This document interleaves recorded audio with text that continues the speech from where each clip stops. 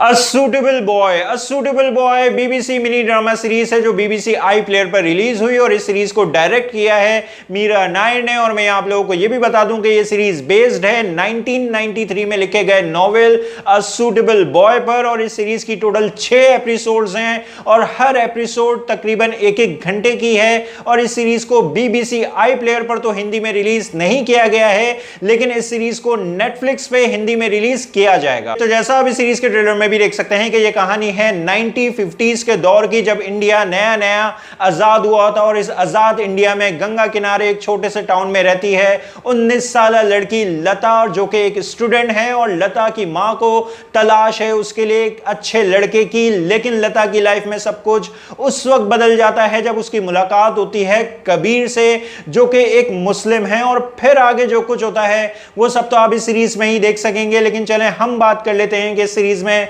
क्या अच्छा है और क्या बुरा। लेकिन उससे पहले मैं 2 बातें क्लियर कर देना चाहता हूं। एक तो यह कि यह शो सबके लिए नहीं है। अगर आप एक ऐसी ऑडियंस हैं जिसको फास्ट पेस मिर्च मसाले से भरे शोज देखना पसंद आते हैं, जिसमें हर वक्त कुछ ना कुछ होता रहता है, तो फिर यह शो आपके लिए नहीं है, क्योंकि यह काफी लॉन्ग और स्लो बर्न शो है। तो अगर आप एक ऐसी ऑडियंस हैं जिसको स्लो बर्न शोज बोरिंग लगते हैं, तो फिर इस शो को देखकर अपना टाइम बिल्कुल वेस्ट ना करें। और दूसरा, जिस नॉवेल के ऊपर यह सीरीज बेस्ड है वो नॉवेल भी मैंने नहीं पढ़ा है, तो मैं आप लोगों को यह नहीं बता सकता कि इस शो में नॉवेल को कितना अच्छे से फॉलो किया गया है। तो अब आप मेरी इस बात से यह अच्छे से समझ सकते हैं कि मैं अपना इस शो से रिलेटेड जो भी एक्सपीरियंस आप लोगों से शेयर करूंगा वो एक ऐसे इंसान का एक्सपीरियंस है जिसने नॉवेल नहीं पढ़ा है।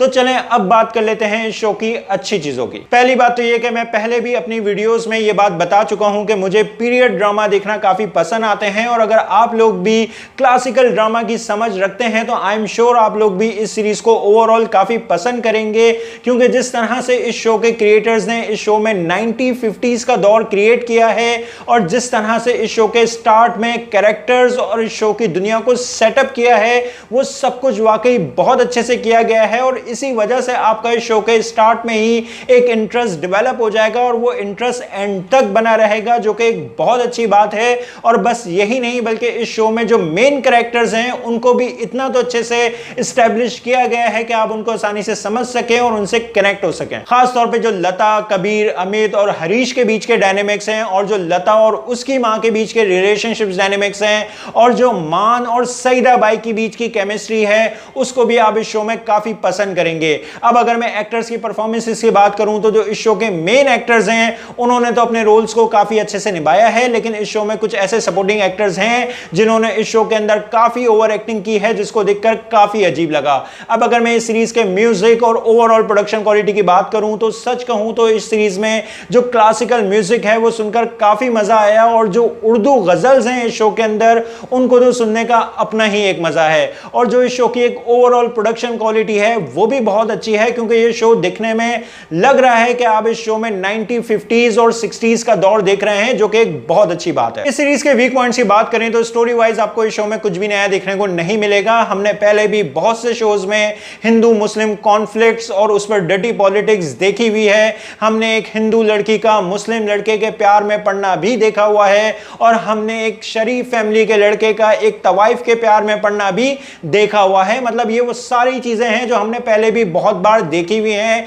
तो अगर आप इस शो को इस माइंड से देखेंगे कि आपको इस शो में कुछ बिल्कुल नया देखने को मिलेगा, तो ऐसा कुछ भी नहीं है। और जो एक सबसे बड़ा इशू मुझे इस सीरीज के अंदर नजर आया वो ये है कि 6 घंटे की टाइमिंग के अंदर भी इस शो के कैरेक्टर्स को इतना स्ट्रांगली डेवलप नहीं किया गया कि हमारा उनसे कोई इमोशनल कनेक्शन बिल्ड हो सके, जो कि काफी डिसअपॉइंटिंग है। और भी कुछ छोटे छोटे इश्यूज जरूर हैं, लेकिन फिर भी ओवरऑल मेरी नजर में ये एक एवरेज टाइम पास शो है। इसीलिए मैं इस सीरीज को रेट करूंगा 7 आउट ऑफ 10। और आप लोगों से बस इतना ही कहूंगा कि अगर आप लोगों को पीरियड ड्रामा देखना पसंद आते हैं, चाहे वो थोड़े स्लो बर्न ही क्यों ना हो, तो फिर आप इस शो को थोड़ा थोड़ा करके ही सही लेकिन जरूर देखें, एंजॉय करेंगे। बस हाँ, ये सीरीज फैमिली के साथ देखने के लिए नहीं है, क्योंकि इस शो के अंदर आपको कुछ अडल्ट सीन्स देखने को मिलेंगे।